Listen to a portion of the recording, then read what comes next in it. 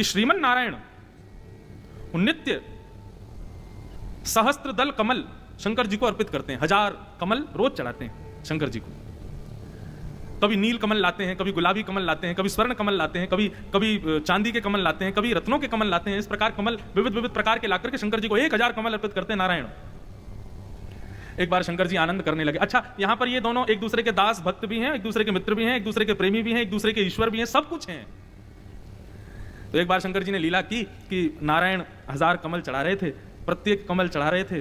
तो इतने में ही शंकर जी ने ऐसी लीला की, उस सहस्त्र कमल में से एक कमल को गायब कर दिया। गिनती चल रही थी, जैसे ही 999 कमल हुए, नारायण ने जैसे ही कमल उठाया तो वहां तो सब उठा ही नहीं। नारायण विचार करने लगे, बोले कमल कहां गए भैया, आज हमारा एक कमल कम रह गया, हमारा नियम पूरा नहीं हो पाएगा सहस्त्र कमल का। अनंत विचार किया, क्या करें, कैसे जाएं, बीच में उठ के जा नहीं सकते, अपने नियम पूर्ण भी करना है। तभी भगवान के हृदय में भाव आया, हमारे भक्त हमको कमल नयन कहकर के पुकारते हैं। हा? कमल की उपमा भगवान के प्रत्येक अंग को दी जाती है। तो श्रीमन नारायण ने विचार किया, हमारा प्रत्येक अंग कमल है, तो मतलब हमारे नेत्र भी कमल है। 2 नेत्र हैं, एक नेत्र से देखा जा सकता है, यहां एक कमल की कमी पड़ रही है, तो चलो आज एक नेत्र ही शिव जी को अर्पित कर देते हैं। और जैसे ही श्रीमन नारायण अपना नेत्र अर्पित करने का भाव मन में लाने लगे, इतने में ही महादेव प्रकट हो गए और प्रकट होकर के नारायण को हृदय से लगा लिया और जो कमल छुपाया था वो हाथ में देते बोले नहीं नहीं यही चढ़ा दीजिए, और आज मैं घोषणा करता हूं। नारायण बोले कैसी घोषणा? बोले शिव भक्तों में अग्रगण्य यदि कोई है तो वो श्रीमन नारायण है, आपसे ऊंचा हमारा भक्त कोई नहीं है, आप हमारे सबसे ऊंचे भक्त हो। श्रीमन नारायण और भगवान शिव ने एक दूसरे को हृदय से लगाया।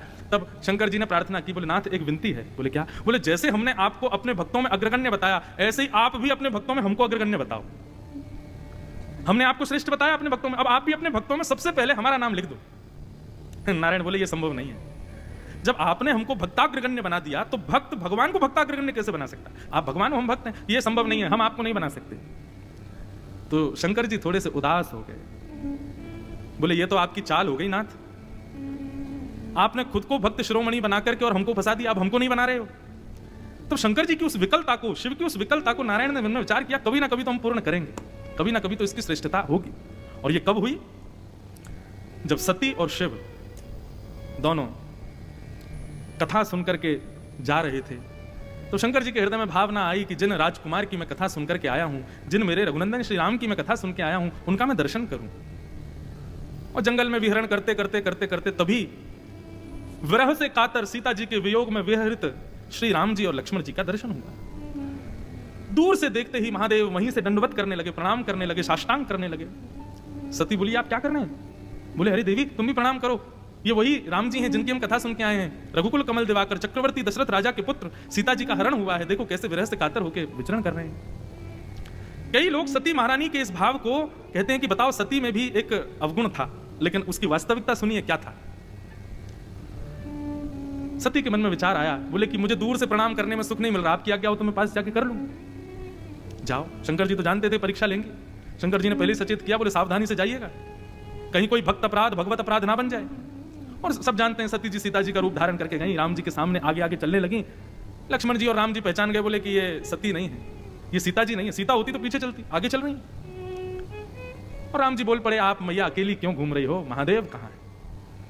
पहचान गए जैसी तो सती घबराई, प्रणाम करके लौट करके गई और जाकर के शंकर जी ने कहा कर लिया निकट से प्रणाम? बोले हाँ कर लिया, मैं तो समीप से प्रणाम करने गई थी, बहुत आनंद आया। कुछ नहीं बताया कि वहां क्या हुआ था, लेकिन शिव तो सब जानते हैं।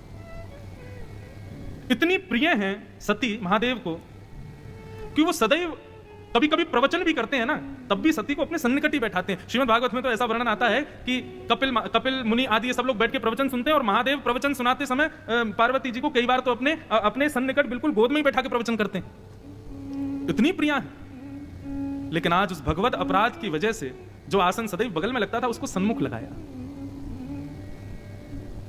और जैसे ही सन्मुख आसन दिया, सन्मुख आसन देते ही सती जी समझ गई कि इन्होंने मेरा परित्याग कर दिया है। सन्मुख आसन देते ही आकाशवाणी हुई और आकाश में नारायण प्रकट हो गए, और नारायण ने प्रकट होकर घोषणा कर दी हमारे भक्तों में अग्रगण्य है महादेव। क्यों?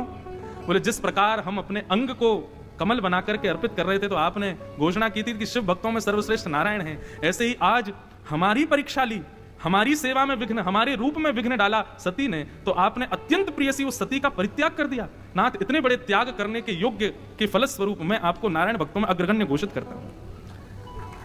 तो ये जो सती जी का त्याग हुआ ना, ये मिली भगत थी नारायण और सती की, ये पहले से ही डिसाइडेड था।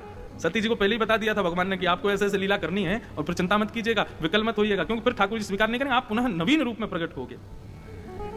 तो ये सती जी जो राम जी की परीक्षा लेती है ना, वो इसीलिए लेती हैं ताकि पूरे विश्व को पता चले कि अत्यंत प्रियसी, अत्यंत प्रिया, अत्यंत स्नेहमयी सती का भी भगवान शिव त्याग कर देते हैं यदि वो भगवत मिलन में बाधा बनती है तो